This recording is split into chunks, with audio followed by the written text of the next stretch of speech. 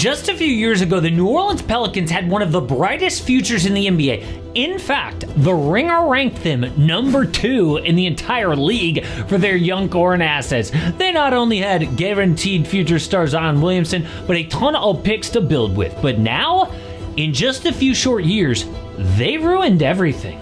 A bleak future, and the present is even worse. Season predictions just came out, and FanDuel has NOLA at just 29.5 wins. That is the 5th lowest total, just above the Hornets, Wizards, Nets, and Jazz. For a team that considers themselves win now, you're gonna be a mess. But how did it get this bad? How did they take one of the brightest futures and ruin it? But summer is here, and my favorite way to stay fit is to do a little working out, but I always dial in the diet. What I found for me is that 90% of staying in shape is all about the diet. And I look for convenience, a good price, and most of all, something that tastes good. MyFitFoods has been amazing for me. A lot of you guys have reached out, said that you love them too. They are pre-made meals that are ready in just a couple of minutes, and they have so much variety, so I never get bored. Plus, it helps out the channel if you check them out and use my discount code AMH25 for 25% off your first order. They've got stores all around Texas. Plus, you could walk into a store in Portland or Denver. More stores coming soon.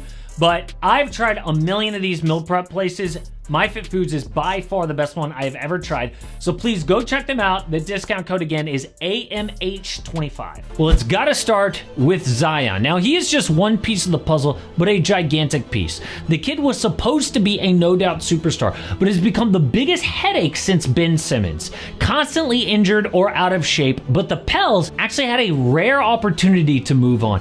A unique chance with his contract. So because Zion was unreliable, he got a very team-friendly deal. Only 20% of his money is guaranteed if he passes 6 weigh-in checkpoints throughout the season. Then 40% kicks in if he plays at least 41 games. 20% for 51 games, and the last 20 for 61 games. But last year, he played 30 games. So the Pels could cut him, a little bit of money, but wipe his final 2 years off the books. Do you know how many teams would die for that? Like, the Bucks are now paying Damian Lillard $23 million a year for the next 5 years because he didn't have that kind of contract. But the new Pels executive, Joe Dumars, said, you know what? We have been too hard on this Zion kid. All he needs is another chance. So New Orleans just guaranteed his full contract for next year. Dumars said, we're going to continue to go forward with him as the face of our franchise.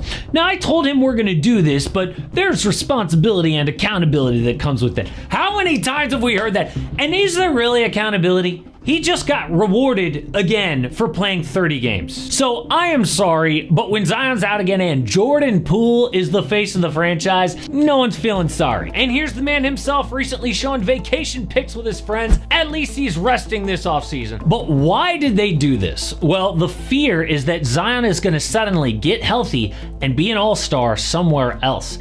See, winning that draft lottery was maybe the best moment in franchise history. Remember that clip of the ticket staff going nuts when they got Zion? It must be really hard just to let that go. And after all, in those 30 games last year, Zion maybe played the best basketball of his life. Dude averaged 25 points a night with 7 boards and 5 dimes in just 28 minutes a night. But again, just 30 games. The alternative is constantly living in fear and uncertainty from a guy who has not shown the maturity of a superstar. But not only is Zion a shaky investment, they have now doubled down on his success. Like betting your life savings on a horse that's never finished a race because he looked good in warm-ups. Why would you do that? Well, on draft night, New Orleans got young guard Jeremiah Fears at 7, but they had their eye on another lottery pick. Problem was, their next selection was all the way down at 23. So they traded all the way up to 13 by sending that 23rd pick and an unprotected in 2026. One of their most valuable assets. It's the better first of either New Orleans or Milwaukee. Don't know if you've seen the Bucks lately. And for that, they picked Derek Queen, a center who struggles on defense and shooting. 2 pretty important skills in 2025. But forget Derek Queen. They traded their 2026 unprotected. That means if the Pels suck next year, the pick goes to the Hawks. And do you remember what their win total was? The Pels may have very well given up a top 5 pick in a loaded draft for Derek Queen.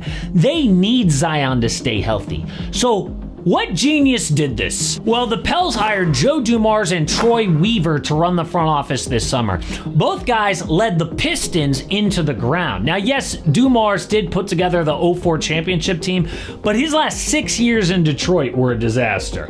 But this is what happens when your franchise gets viewed as like a black hole where careers go to die. You don't get top free agents or leadership. And by the way, while we're on the topic of picks, they also traded the Pacers' first-round pick back to them right before Tyrese Haliburton got injured. Now that is just plain bad luck, but not this boneheaded Derek Queen move. But a big part of that horrible win total is the DeJounte Murray injury.